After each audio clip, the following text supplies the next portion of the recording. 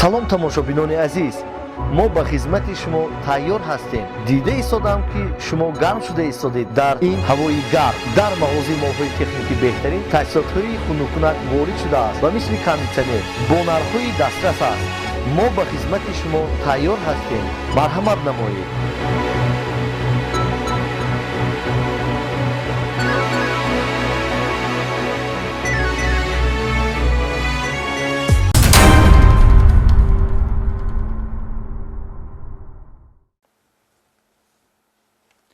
салом бинандагони азиз, ба хотири таъмини суботу оромӣ, осудагии рӯзгор ва тинҷиву осоиштагӣ дар кишвар намоиши навбатии барномаи ахбори вазорати корҳои дохилиро ин лаҳза манзуратон менамоем. бо шумо ман нусратулло маҳмадзода. таваҷҷӯҳ намоед ба сархати барнома.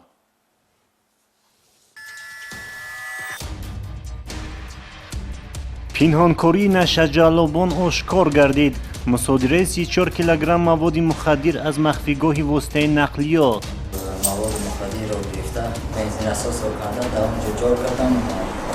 омадам ба шаҳри душанбе, хостам маводи мухаддирро ба фурӯш бароварда фоидаи худро ба даст гирам, аммо дар роҳ маро кормандони милитсия манъ карда ҳангоми ҷустуҷӯ аз ман маводи мухаддир даст гирифт. дукони гӯштфурӯшӣ бо гӯшти чорвоӣ бо роҳи дуздӣ ба даст омада. навраси 15-сола бо ҷурми ғоратгарӣ боздошт гардид. корҳои фаҳмондадиҳии милитсия натиҷа дод. ҷустуҷӯшаванда бо изҳори пушаймонӣ ба ватан баргашт. якум омадам ба тарсидам, баъд баргаштам, омадам айни хол ман ҳозир хонада ба кӯча ба пеши падару модарам ба ватан ба осуда зиндагӣ дорам. шарҳи ин ва дигар хабару гузоришҳо дар нашри навбатии барномаи ахбори вазорати корҳои дохилӣ.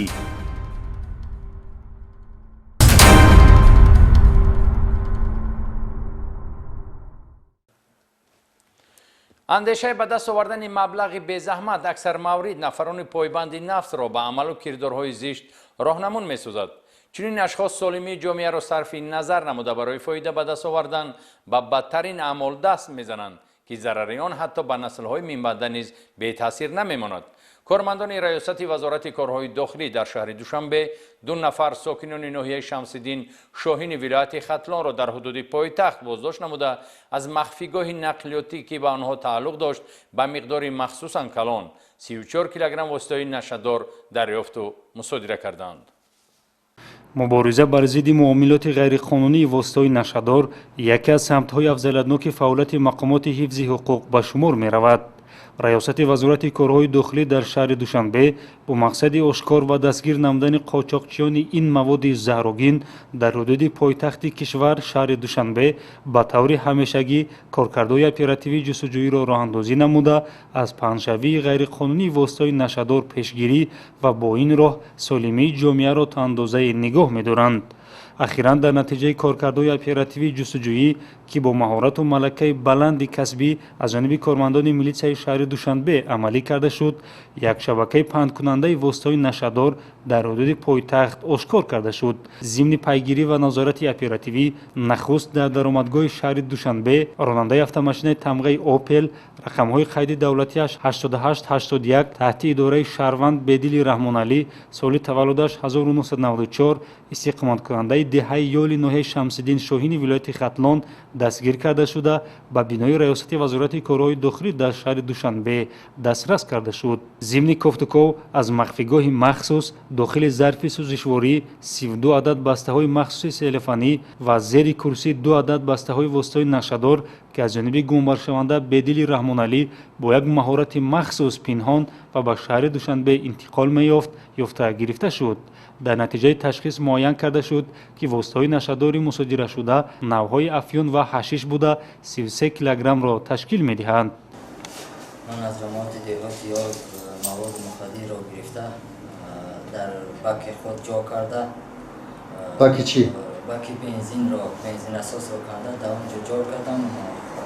омадам ба шаҳри душанбе, хостам маводи мухаддирро ба фурӯш бароварда фоидаи худро ба даст гирам, аммо дар роҳ маро кормандони милитсия манъ карда ҳангоми ҷустуҷӯ аз ман маводи мухаддир даст гирифт. ضمن پیشبرد شورابین‌های اپراتیوی تفتیشاتی معین کرده شد که نامبرده این مقدار واسطه‌های نشه‌دار را از همدهش شهروند خلزاده صالح قدرت‌الله سال تولدش 1988 استقامت کننده دهه یولی ناحیه شمس‌الدین شاهین دسترس نموده با هم مسلک دیگرش گموار شونده قندوف رحمی‌الدین قدرالدینوویچ سال تولدش 1971 استقامت کننده شهر دوشنبه کوچه گلبوته مصلحت پهن و فروش واسطه‌های نشه‌دار را نموده است. در ادامه عملیات مذکور خلزاده صالح نیز در حدود ناحیه شمس‌الدین شاهین دستگیر کرده شده از منزل استقامتی نامبرده به مقدار 980 گرم واسطه‌های نشه‌دار نوع حشیش دریافت و مصادره کرده شد که نامبرده واسطه‌های نشه‌دار را از یک نفر هممسلک دیگر جنایتیشان شهروند جمهوری افغانستان دسترس می‌کرده است.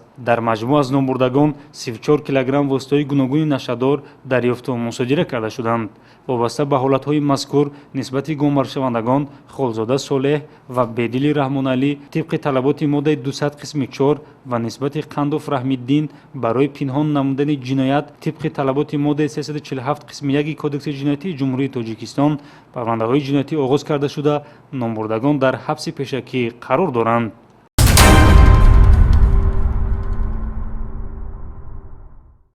در شعبه وزارت کارهای داخلی شهر خوجند نسبت نورس 15 ساله استقامت کننده جماعت دهات سفید تپه ناحیه اسپیتامین برای صادر نمودن جنایت غارتگری پرونده جنایتی آغاز کرده شده است. شرح این جنایت در گزارش همکارمان اکبر شریفی از ریاست وزارت کارهای داخلی ولایت سوخت. در شعبه وزارت کارهای داخلی شهر خوجند نسبت نورسی 15 ساله عزیزبек یولچیف ساکنی جماعت دهات سفید تپه ناحیه اسپیتامین برای صادر نمودن جنایت غارتگری پرونده جنایتی آغاز نمودند. باری اول نیست که این نورس پیروهای کجی زندگی را انتخاب نموده باشد. او قبلا سال 2021 برای دزدی به جوابگری جنایتی جلب شده است. ضمن بررسی عریضه جلب دیده ناظر منطقوی میلیسیا ایزی نورسی کجرفتار را پیدا و دست داشتن او را در جنایت تصدیق نمود. در محیط شهر خوجند عزیزبek یولچیف خود را در ابرازی غارتگر نشان داده هنگامی در دکان فروش محصولات عضوخواری واقع در نزد بینای رقم 85 محله 32 شهر خوجند قرار داشتند نابالغ 12 ساله را که به سودا مشغول بود و در گرد و اطراف شخصانی کلانسال نبود با استفاده از زوراوری بر روی زده از بالای میز 500 سومانی را آشکارا تصرف نموده است. خرید میکنم گفتم میده گرفتم ماندم اینجا و گرفته میرم گفتم بچه دختر نوان یک ترسک زده بیرون برآمده رفته خانه میریم گفته خانه رفته راه نیمش بر رسیده گرفته رفته. خیلی دردناک است وقتی برای به دست آوردن پول مفت و راحت زیستن در ضمیر نورسان و جوانان میل صادر نمودن جنایت پیدا شده قدرت و توانایی را به کردار به جامعه خفناک دزدی و غارتگری و دیگر شکل‌های جنایت صرف می‌نمایند. دزدی تلفن حالت دیگری کجرفتاری گمانبر شده است که میلیسیا آشکار نمود. گمانبر شده به حیث خریدار به مغازه عایشه خان واقع در محله 34 شهر خوجند داخل شده بعد مشاهده آوارگی و بی‌توجهی فروشنده تلفن موبیلی او را تصرف نموده به صاحب ملک 2000 سومانی ضرر رسانیده است. انتخاب تکراری پیروهای ناهموار جنایتی سبب شد که در اساسی دو ماده کدکس جنایتی 244 دزدی و 248 غارتگری پرونده جنایتی آغاز و عزیزبek یولچیف را جانب محبسخانه راهنمایی کند.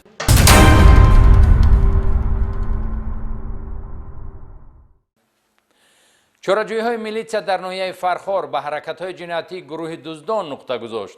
چند نفر از ساکنان ناحیه مذکور که در بازار مرکزی به فروش گوشت چاروا مشغول بودند مقامات کارهای داخلی معین نمود که گوشت‌های به فروش برآورده آنها با راه دزدی چاروای ساکنان به دست آورده شده است.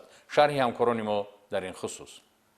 در نتیجه گذراندن کارهای اپراتیوی جستجویی از جانب کارمندان شعبه وزارت کارهای داخلی در ناحیه فرخار 4 نفر جنایتکار دستگیر کرده شد که آنها دست به دزدی چارواهای مردم زدند. ماه اپریل سال 2022 باباخانوف امینجان شیرخانویچ، سعیدوف سیراج‌الدین خیرالدینویچ، ساکنان جماعت ناحیه فرخار که در جمعیت دارای مسئولیتش محدود بازار فرخار و فعالیت صاحبکاری یعنی فروش گوشت چاروا مشغول می باشند در مرکز ناحیه با شهروند نظرف جمال‌الدین ساکن ناحیه فرخار واخورده مسئولیت دزدی چارواهای کلان شاخدار ساکنان ناحیه فرخار و با این راه به دست آوردن فایده مفت را کرده خواهش کردند که برای آنها چارواهای کلان شاخدار را دزدیده دسترس کند. سری هر یک چاروای آوردهش به وی مبلغ 1500 سامانی را پرداخت می‌نمایند. نظرف جمال‌الدین و خواجه تاج‌الدین با مقصد دزدی مالکیت شهروندان به طرف کوه قرطایف ناحیه فرخار رفته از زمین‌های مذکور 600 چاروای کلان شاخدار شهروند ناصرف عبیدالله ساکن ناحیه فرخار میباشد و 200 چاروای کلان شاخدار شهروند محمد علیف اجیکولا دزدیده چارواهای با راه دزدی به دست آوردهشان را به خانه سیدف سراج‌الدین و باباخانف امینجان برده با آنها در اول مبلغ 2000 سامانی را داده قید کرده است که باقی مانده مبلغ را بعد فروختن گوشت چاروا با آنها پرداخت میکنند که با این کردارشان به شهروند ناصرف عبیدالله جمع به مبلغ 3900 سامانی و به شهروند محمد علیف امیرجان با مبلغ 17000 سامانی ضرری مخصوصاً کلان رسانیدند.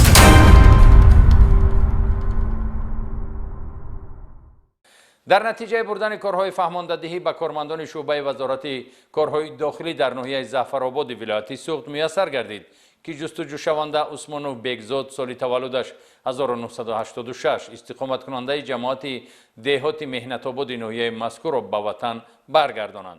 نامبرده ماه فوریه سال 2016 جنایت در ماده 401 علاوه یک کودکس جنایتی جمهوری تاجیکستان یعنی جلب و اشتراک غیرقانونی شهروندان جمهوری تاجیکستان و شخصان به شهروند در واحد مسلح زدوخورد مسلحانه یا عملیات جنگی در قلمرو دیگر دولت‌ها را صادر نموده بعدی واقف شدن آید آن که نسبتش پرونده جنایتی آغاز گردیده است در خارج پناه می‌برد. یکم آمدم به ترسیدم بعد برگشتم آمدم این حال من حاضر خانه به کوچه به پیش پدر و مادرم به وطن به آسوده زندگی دارم. یادرس می نماییم که مطابق قانونگذاری جمهوری تاجیکستان شخصی که اختیاری از اشتراک غیرقانونی در واحد مسلح زدوخوردی مسلحانه یا عملیاتی جنگی در حدود دیگر دولت‌ها تا قطع گردیدن عملیات جنگی دست می‌کشد اگر در کردار او ترکیب جنایتی دیگر موجود نباشد از جوابگری جنایتی آزاد کرده می‌شود. برای به حیات آسایشته برگردانیدن جوانان گمراه زده مقامات کارهای داخلی از همین گونه اصولهای سبک کننده استفاده می‌نمایند. نفرانی که از چنین امکانیت استفاده می‌برند حتما گناهشان عفو و از زندگی آزاد بهره‌ور می‌گردند. نزدیک 7 سال فرزندم را ندیده چشم بر راهش بودم. خیریت که گناهش را بخشیدند و با صحت و سلامت او را می‌بینم. تشکر به حکومت جمهوری که جوانان گمراه زده را عفو کرده به حیات آسایشته برمیگرداند.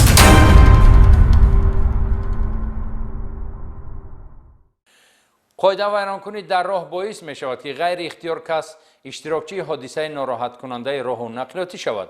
دوام 3 روز اخیر کارمندان شعبه بازرسی دولتی اتومبیلی ریاست وزارت کارهای داخلی در ولایت سوخت 3 حادثه پخش پیاده‌گرد با عاقبت‌های مرگبار را به قید گرفتند که جبریدگان کودکان و نابالغانند. شرح این صدمه‌ها در گزارش نوبتی همکاران ما.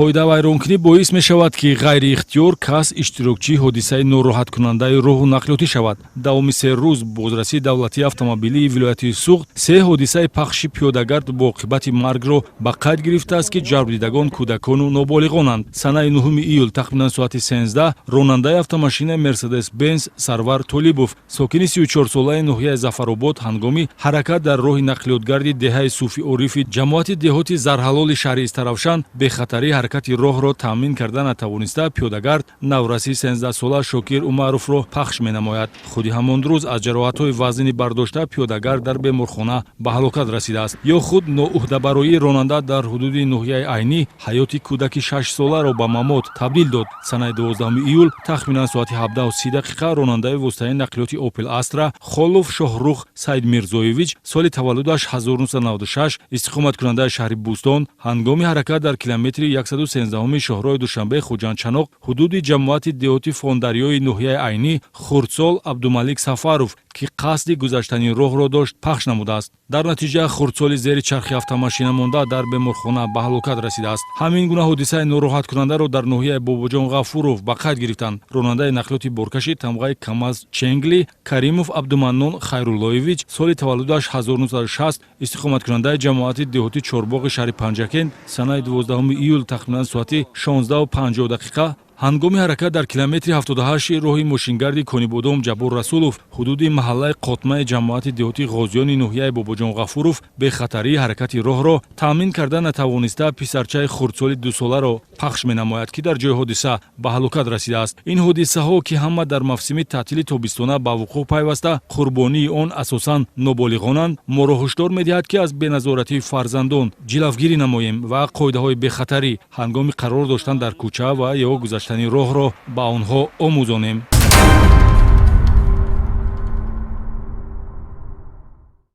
кормандони сарраёсати хадамоти давлатии оташнишонии вазорати корҳои дохилӣ дар фароғатгоҳҳои тобистонаи кӯдаконаи Кайҳон чорабинии зидди сӯхторӣ доир намуданд. зимни чорабинӣ оид ба риояи ҳатмии меъёру талаботи қоидаҳои бехатарӣ аз сӯхтор, тарзу усулҳои самараноки истифодабарии воситаҳои аввалин дараҷаи оташнишонӣ дар мавридҳои зарурӣ бо масъулону мураббияҳо корҳои дастурдиҳӣ омӯзишӣ гузаронида шуданд. ҳукумати ҷумҳурии тоҷикистон ҳамасола ба масъалаи бо фароғат гузаштани таътили тобистонаи мактабачагон дар истироҳатгоҳҳои тобистона таваҷҷӯҳи махсус зоҳир намуда, барои беҳдошти саломатии хонандагон, ҷалби онҳо ба сайёҳиву солимгардонӣ, тарбия ва тандурустиву зебопарастӣ чораyu тадбирҳои заруриро саривақт роҳандозӣ менамояд. ҳамин аст ки бештари хонандагон таътилро шоду хурсандона дар майдончаҳои тандурустиву солимгардонии назди муассисаҳои таълимӣ ва истироҳатгоҳҳои тобистонаи берун аз шаҳрӣ гузаронида, баъд аз истироҳат бо як нерӯю қувваи тоза боз ба мактаб бармегарданд. дар робита ба ин баҳри иҷрои қарори ҳукумати ҷумҳурии тоҷикистон дар бораи ташкили истироҳати тобистонаи кӯдакон ва наврасон дар соли 2022 ва тибқи талаботи вазорати корҳои дохилӣ ҷиҳати пешгирӣ намудани ҳодисаҳои сӯхтор ва дигар ҳодисаҳои нохуш дар истироҳатгоҳҳои тобистона бо супориши сардори сарраёсати хадамоти давлатии оташнишонӣ аз тарафи кормандони сарраёсат ва сохторҳои воҳидии он дар майдончаҳои тандурустиву солимгардонӣ назди муассисаҳои таълимӣ ва истироҳатгоҳҳои тобистонаи берун аз шаҳрӣ бо сарварону масъулон, мураббияҳо ва дигар кормандони онҳо корҳои профилактикии оташнишонӣ ва ташвиқоту тарғиботи зидди сӯхторию омӯзиши фаҳмондадиҳӣ мунтазам ташкил ва гузаронида мешаванд.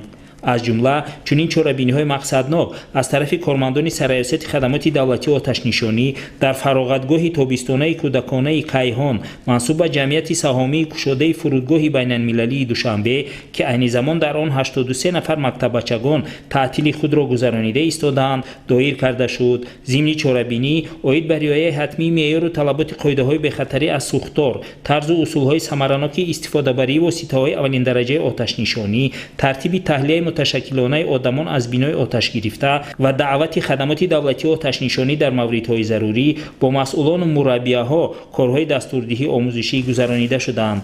тавре масъулини фароғатгоҳ қайд намуданд, аз ҷониби роҳбарият ва мутасаддиёни ҷамъияти саҳомии кушодаи фурудгоҳи байналмилалии Душанбе ба масъалаи таъмини вазъи бехатарӣ аз сӯхтори фароғатгоҳ таваҷҷӯҳи махсус зоҳир карда шуда, пайваста чораю тадбирҳои зарурии зидди сӯхторӣ роҳандозӣ карда мешаванд ва он аз ҳар як кормандони фароғатгоҳ ҳисси баланди масъулиятшиносиро дар пешгирии ҳодисаҳои сӯхтор тақозо менамояд. боиси тазаккур аст, ки ҳамин гуна чорабиниҳои зидди сӯхторӣ дар истироҳатгоҳҳои тобистонаи берун аз шаҳрии Шарора, Файзи Истиқлол ва ғайраҳои ноҳияи Варзобу дараи Ромити шаҳри Ваҳдат ва дар майдончаҳои тандурустиву солимгардонӣ назди муассисаҳои таълимии рақамҳои 32, 50, 55, 78 ва ғайраҳои пойтахт низ дар сатҳи баланд ташкил ва гузаронида шуданд.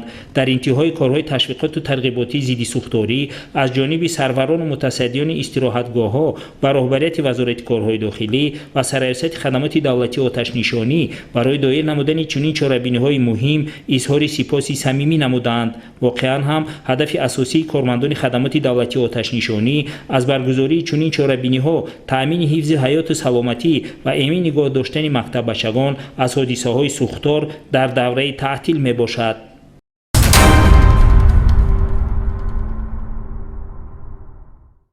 ҳамватанон иззатманд, инҷо расидем ба интиҳои барнома. Танҳо эҳтироми қонун ва низому тартибот метавонад кафили осоиштагии рӯзгори ҳар кадоми мову шумо бошад.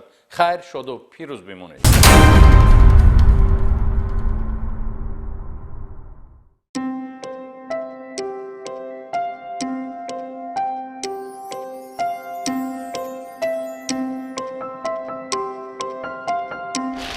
дӯстони гиромӣ, рӯзҳои наздик дар мағозаи молҳои техникӣ беҳтарин иқдомҳои ҷадид мешавад бо воситаи ҳамкорони кулли ҳамкорони мо бо бонкҳои вилояти суғд бо нархҳои фоизҳои паст дар мағозаи молҳои техникӣ беҳтарин тамоми таҷҳизотҳои техникиро бо воситаи нақдӣ ва ғайринақдӣ бо воситаи QR-кодҳо харидорӣ кардан мумкин аст.